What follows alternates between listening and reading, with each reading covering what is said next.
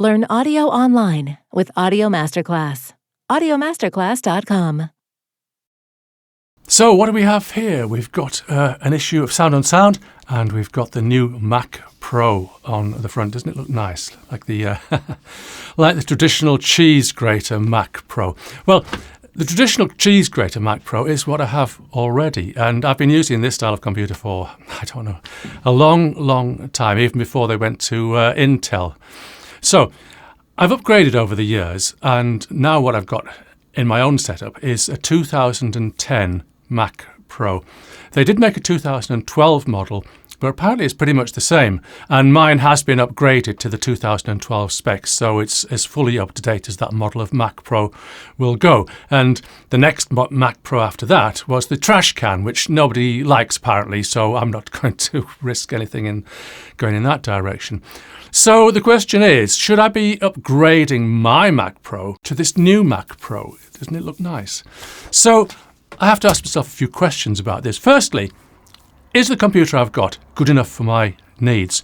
Well, I can't say that it isn't. I mean, it has been supplying all my needs for all this time, so yes, it is good enough for my needs. Is it fast enough? Well, it is the fastest Mac Pro of this generation that there is. I don't think there's a faster model. I've been looking at Geekbench. Geekbench is an interesting software that you can download, and you can test your own computer, and you can compare it with their records of tests of other computers of a similar kind and nature. So you can see where yours stands on the league table. So mine stands at the highest of the old style Mac Pros. It gets a Geekbench score of 6,194. It doesn't seem to have any units, it's just a number, 6,194. It sounds impressively large, doesn't it? But it's the comparison with the other computers that you're checking it out with. It's just a table of Mac computers, so if you're more PC orientated, you'd need to skip over to that table. And whether the numbers are comparable, I don't really know. I'd be inclined to wonder about that, but who knows? So let me run a little test with Geekbench and just confirm that this is so. Okay, so I recorded that with my ScreenFlow software running, but the 6,194 is the number with no other software running, except for the antivirus and stuff like that. With ScreenFlow running to record the screen, surprisingly, it only dropped to 6,059, so I thought that ScreenFlow would be putting a much greater load on the processor than it is, and apparently it's not, so that's good news in itself. So I'm running the fastest Mac Pro of my generation. What would make me upgrade to the new Mac Pro? Well, what I want to see is a significant increase in power. And by power, I just mean, in general, I just want to feel that everything's happening faster. Well, faster is better, isn't it? So it depends on the softwares that I'm running, and the things that I depend on mostly. I'm running Pro Tools. Other digital audio workstation softwares are available, and choose whichever is your preference. But I prefer Pro Tools for one reason or another, but I'll cover that in another video maybe. So starting off with that for my audio, then for my video to do the editing with that, I'm using Final Cut Pro, which I find reasonably convenient. My goodness, it's got its quirks. It's got its quirks. So I'm not going to say it's perfect, but then you try other softwares like Premiere Pro and you find they've got other issues. So sometimes you just got to stick with the best option that you can find for the moment. But, you know, it gets the job done. Final Cut Pro gets the job done. The other one that I use every now and then is Apple Motion, which is kind of like, it's like a titles generator or effects generator for Final Cut Pro. So you can design a lower third or a title in a generic way, and then you can import it into Final Cut Pro, and each time you use it, you can put your own text into it. So I do find myself using that rather than the pre-programmed titles and generators, but, you know, I'll just use that once a month, maybe. And the rest of the stuff that I use is just normal, everyday stuff. I run a website, so I've got Dreamweaver. I know that's very old-fashioned, but, you know, at my age, I'm allowed to be a bit old-fashioned, am I not? I can code from the raw source if I want to. So that kind of thing, but, you know, that doesn't take any strain on the computer. Photoshop, well, I remember when it used to take minutes to do a Gaussian blur. Minutes. you could go away and have a cup of coffee while it Gaussian blurred part of your image. And now it just streaks across the screen in just seconds. So there's no lack of power in Photoshop. So all those kinds of things. It's just Pro Tools and Final Cut Pro, really. And I guess when I'm rendering as well, it's a bit tedious waiting for a render. So that's the video. So if I'm editing something in ProRes, I'm going to render it to H.264 to upload to YouTube, and that's going to take a few minutes. So it's a bit dreary waiting for it. But who knows, in 10 years' time, that'll just zip across the screen like a Gaussian blur does now. So that's where I am.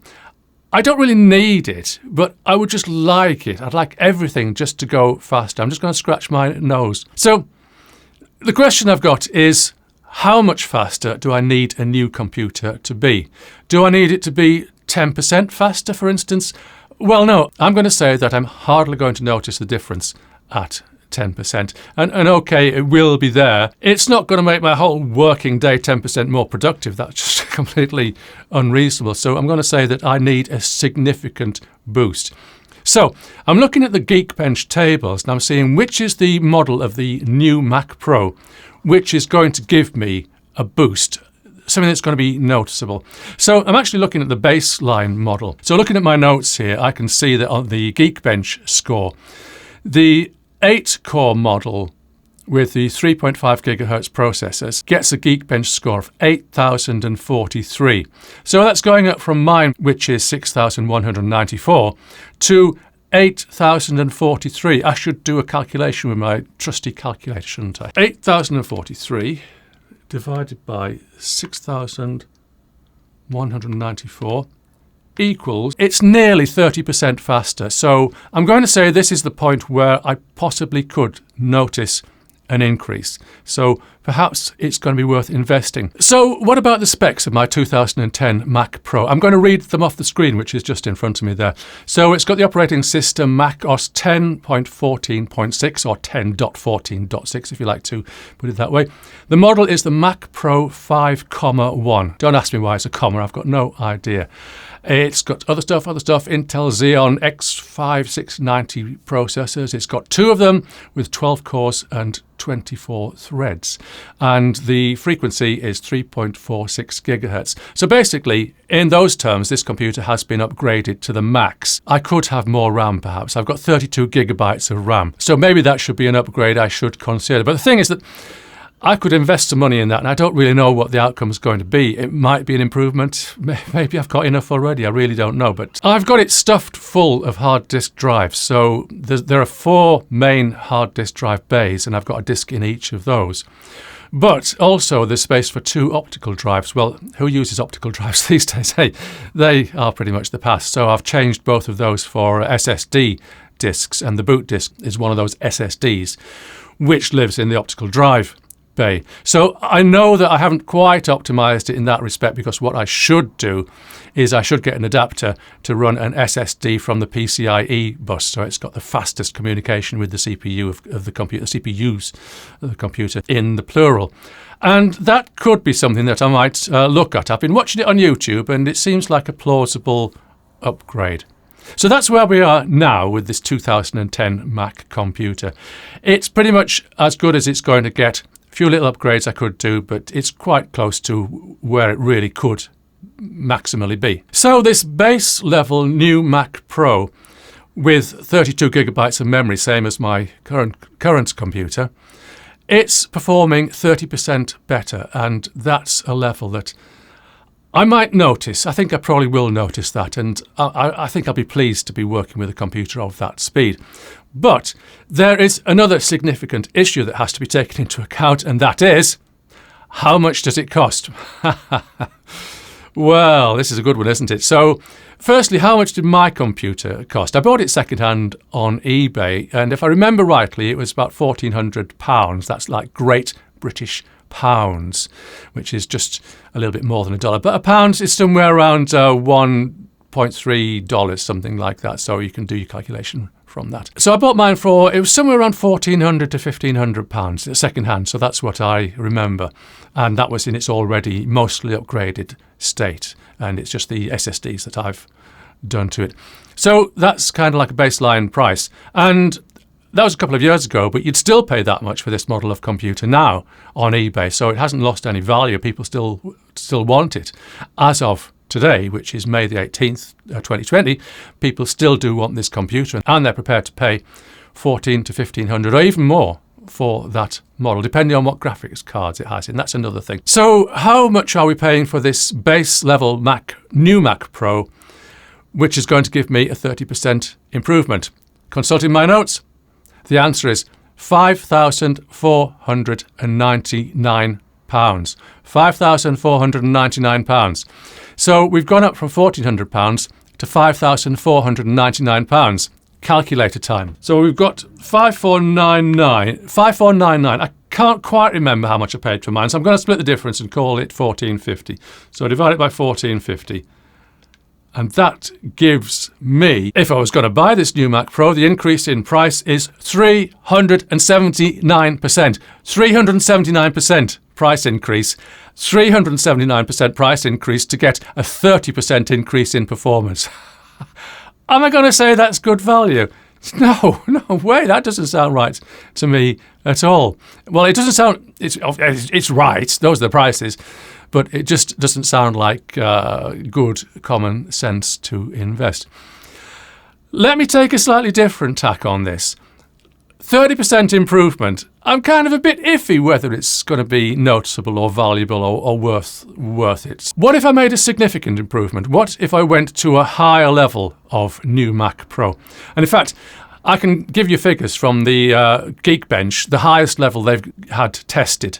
So it's not the highest level, which is going to cost you an awful lot of money, but it's the highest level I've got figures for. Going back to my notes, my computer is, on Geekbench, it's 6194. The lowest level, the base level new Mac Pro is 8043, 30% improvement.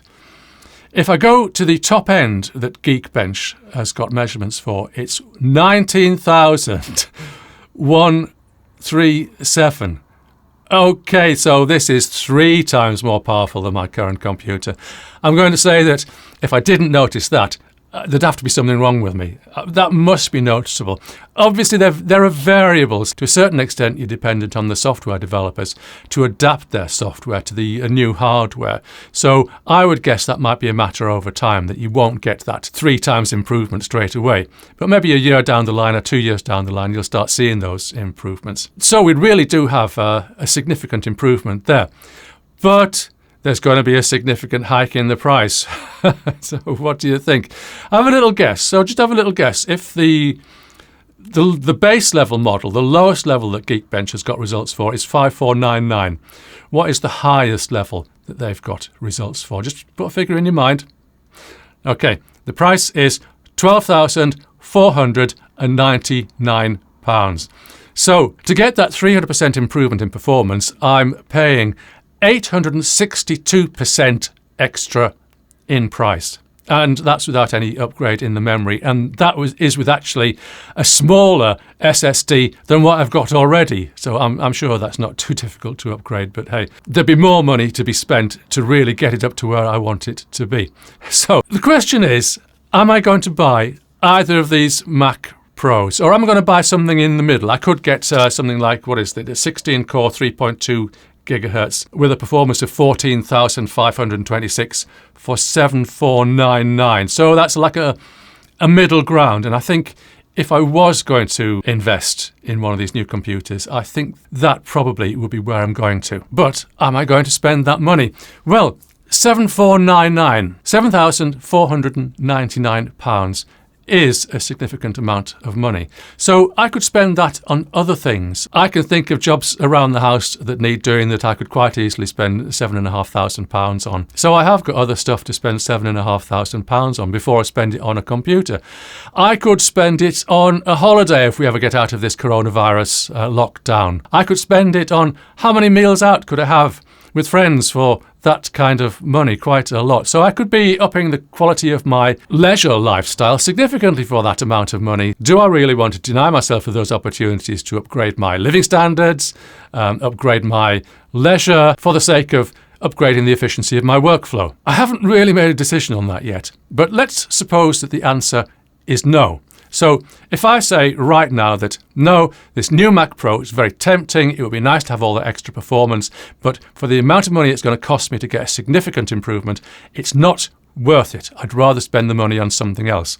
So let's suppose that I've made the decision. What happens now? I've been working with computers for a long time.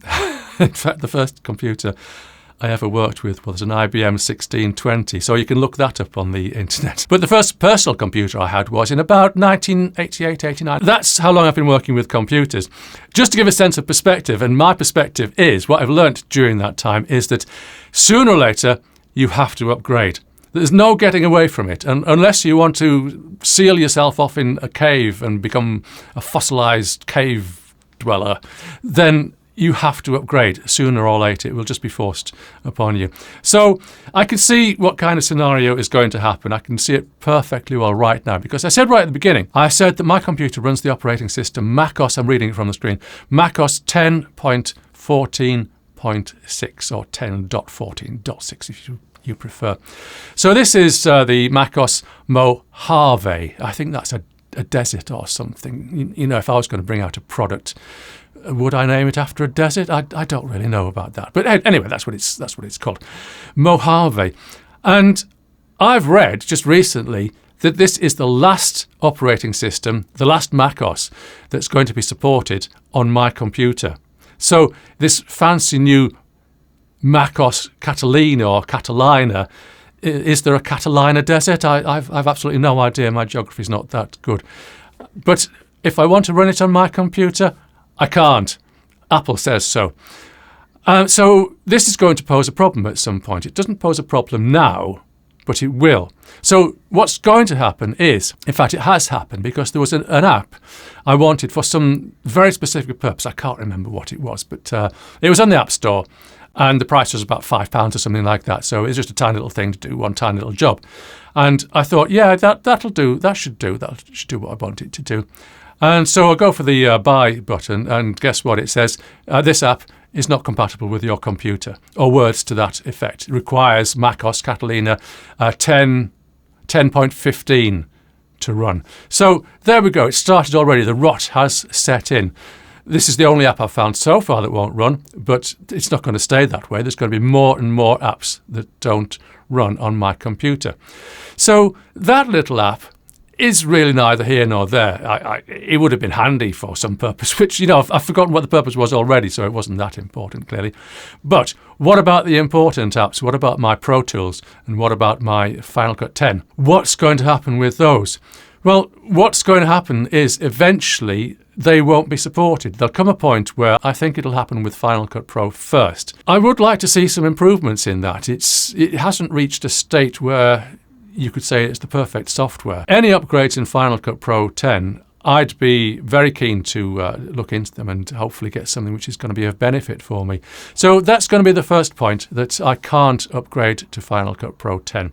Then the next thing I think will be Apple Motion, and then the next thing after that will be Pro Tools. And maybe the other apps that I use, Photoshop. To be honest, I'm a very light user of Photoshop, and I could probably use a 10-year-old version and it would do the things that I want it to do. So that's not the worry. So it's the current applications that I rely on that are going to be the issue. But I could say, let's just seal myself into my cave full of fossils and just hunker down and just work with the equipment that I've got. That's actually not a bad thing, because to a certain extent, if you can't upgrade, you never have to think about upgrading, so that's one less distraction that you have. There's a certain amount of merit in that idea. But the next thing that's coming along is that there will be security updates for Mojave. But I think, if I remember rightly, Apple put a date on this sometime in 2021. So there's only another year after that. And then it's like an open season for any hackers that want to hack into my computer. But the thing that does kill things in the end is compatibility with other people. So you need to be able to export files and give them to other people, and you need to take in files that have been created by other people. And you're not living alone in your own little bubble universe or ecosystem. You have to interact with other people. So sooner or later, as things move on, as the operating system moves on, as the apps move on, at some point, an app will get a new file format. and it won't be compatible with your version of the app. So this happened with Pro Tools. So they had the old PT file format, and then they had, and I might be remembering this slightly wrong, but then they had the PT something format, and now they've got the PTX format. And to be fair, they maintained compatibility for a decent length of time, but ultimately they can't be wasting their resources on things that are only relevant to a few people. So they have to move on. And it just is in the nature of things that certain file formats will fall by the wayside, so you won't be compatible anymore. You'll get to a situation where somebody wants to send you a file for some reason, and you can't import their files. I know that's never going to happen to a WAV file, but session files, definitely that is going to happen. So this compatibility issue is going to get you for sure, and it's going to make you upgrade, or I'm saying you, it's going to make me upgrade. So at some point in the future, I am going to have to upgrade my computer to stay current with the latest in the operating system, and to stay current with the latest in the software that I use, and to stay current with the file formats that I'm working with. And yes, I do think I am going to invest in a new Mac Pro, but it's not going to be just now. I don't think it's going to be in 2021. 22, quite possibly, when these things start coming onto the second-hand market. That's the time that I'm going to put my money where my mouth is. So there we go. Let's just have a look at this lovely picture once more. Look at that lovely design. That's cheese. You could grate gorgonzola on that, couldn't you? So the new Mac Pro. I'd like one, but it's not going to be today. It's not going to be this year. I'm David Mellor, course director of Audio Masterclass. It was a bit of a ramble, wasn't it? But thank you for listening, and I'll see you in the next video.